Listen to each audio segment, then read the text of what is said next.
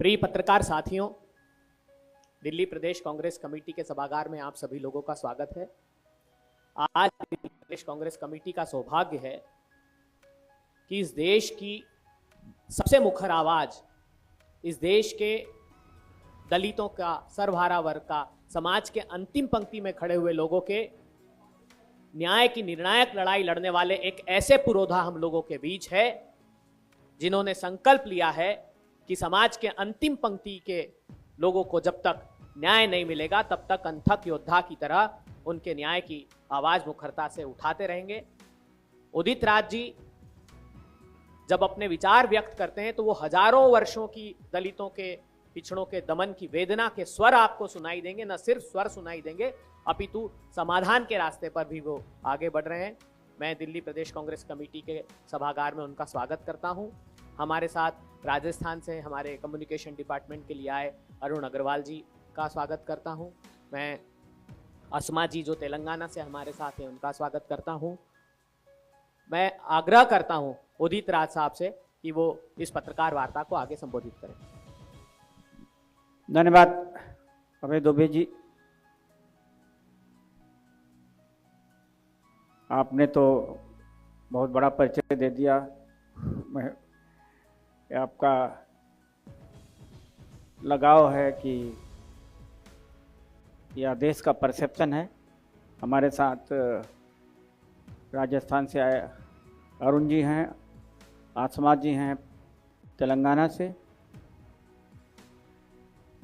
मैं आज एक विषय पर बात करूंगा। आज आम आदमी पार्टी पर बात करूंगा। दूसरे फेज में भारतीय जनता पार्टी की भी खबर ली जाएगी। और लंबी चौड़ी बात नहीं है, न झूठ बोलने वाली बात है, न इन्फ्लेटेड बात है, न बहुत कहते हैं मसालेदार बात है। Point two point. अभी हाल में केजरीवाल जी ने ग्रंथियों और पुजारियों को 18,000 रुपये महीने वेतन की घोषणा करी।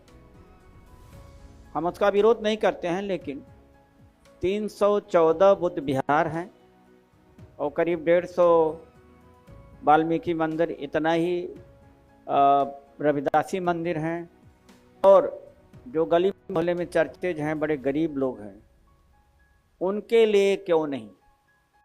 ये सब बहन विचारधारा से हैं, रविदास हैं या भगवान गौतम बुद्ध हैं, वाल्मीकि जी हैं। यानी ये चेहरा जो इनका एक दलित विरोधी चेहरा।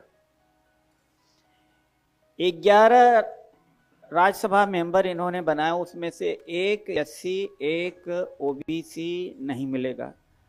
भारतीय जनता पार्टी तो गाहे बगाहे या भूल चूक में ओबीसी, एससी, एसटी को प्रतिनिधित्व दे भी देती है, लेकिन आम आदमी पार्टी में वो चीज दिखाई ही नहीं पड़ सकती।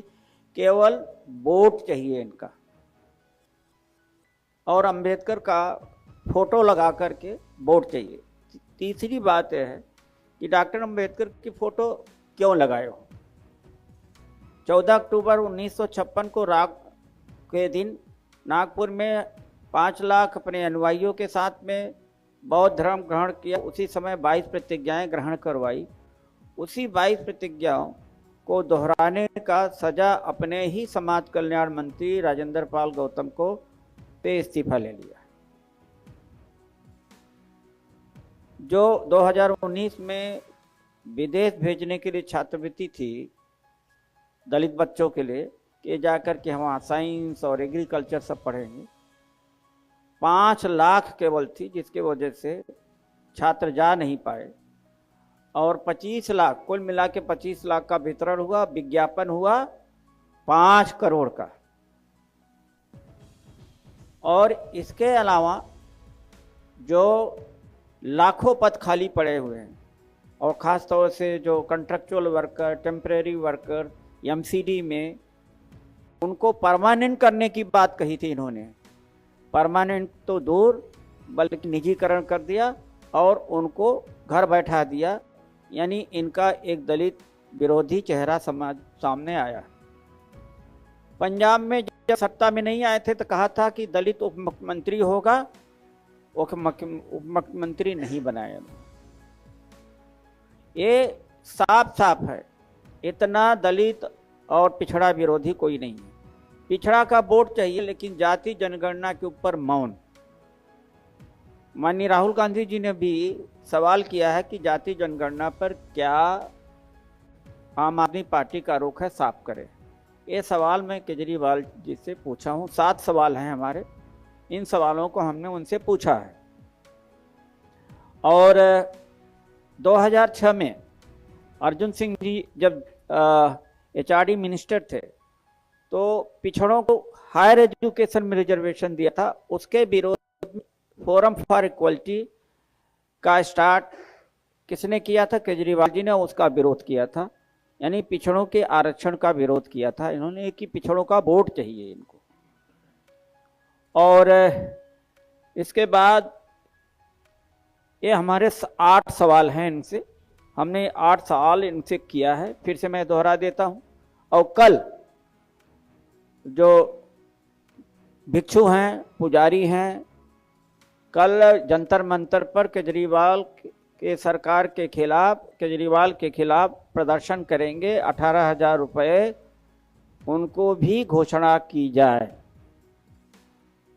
11 राज्यसभा मेंबर बनाए, एक भी SC ST OBC का नहीं है, दूसरा आरोप। तीसरा है कि स्कॉलरशिप के बारे में मैंने बता दिया कि नई बोतल में पुरानी शराब, कि डॉक्टर अंबेडकर स्कॉलरशिप विदेश पढ़ने का। पिछड़ों का विरोध इन्होंने किया 2008 में 7 में, जब उन्हें हायर एजुकेशन में रिजर्वेशन मिला। 22 प्रतिज्ञाओं से इतनी घृणा, डॉक्टर अंबेडकर से इतनी घृणा कि जिस मंत्री ने 22 प्रतिज्ञाएं ग्रहण करी और करवाई, उसको मंत्रिमंडल से निकाल दिया गया। और नौकरियां SC ST समाज को नहीं दी गई। नौकरी ही इनको प्रगति का एक प्रमुख रास्ता है, लेकिन जब से दिल्ली गवर्नमेंट आई है तब से गवर्नमेंट जॉब नहीं दिए गए, न रिक्रूट किए गए। और पंजाब की बात हमने बता दिया कि उप मुख्यमंत्री का पद देने का वायदा किया था, इन्होंने नहीं दिया, धोखा दिया। दलित समाज से मैं अपील करता हूं, पिछड़े समाज से उम्मीद करता हूं कि वोट पानी में डाल देना, लेकिन इस दलित विरोधी आम आदमी पार्टी को, केजरीवाल को वोट मत देना, क्योंकि सबसे ज्यादा अगर नुकसान किया है तो दलित समाज का नुकसान किया, और सबसे ज्यादा अगर वोट लिया है तो वाल्मीकि समाज और दलित समाज के लिए वोट लिया है, केवल झाड़ू का चुनाव निशान दिखा करके। इसलिए सावधान रहने की जरूरत है। धन्यवाद। आपके इसी संदर्भ में कोई सवाल हो तो आमंत्रित है। राहुल जी।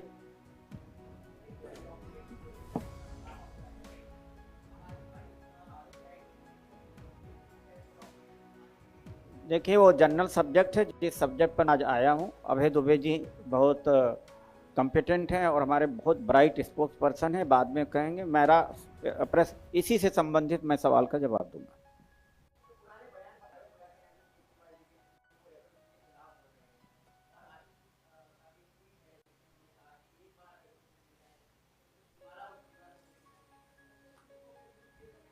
नहीं, व्यूज क्या, उन्होंने जड़ काट दी, नौकरी देना ही बंद कर दिया। और जो 2013-14 में सबसे बड़ा जो प्रॉमिस था, जो वाल्मीकि समाज, दलित समाज आकर्षण किया था कि सारे कॉन्ट्रेक्चुअल और टेम्परेरी एम्प्लॉइज हैं, चाहे टीचर्स हैं, चाहे JE वगैरह हैं या सफाई कर्मी हैं, सबको परमानेंट किया गया। परमानेंट करना छोड़ दीजिए, DTC का निजीकरण हुआ, जल बोर्ड का निजीकरण हुआ, आउटसोर्सिंग का निजीकरण हुआ। ये तो आरक्षण और दलित विरोधी व्यक्ति है।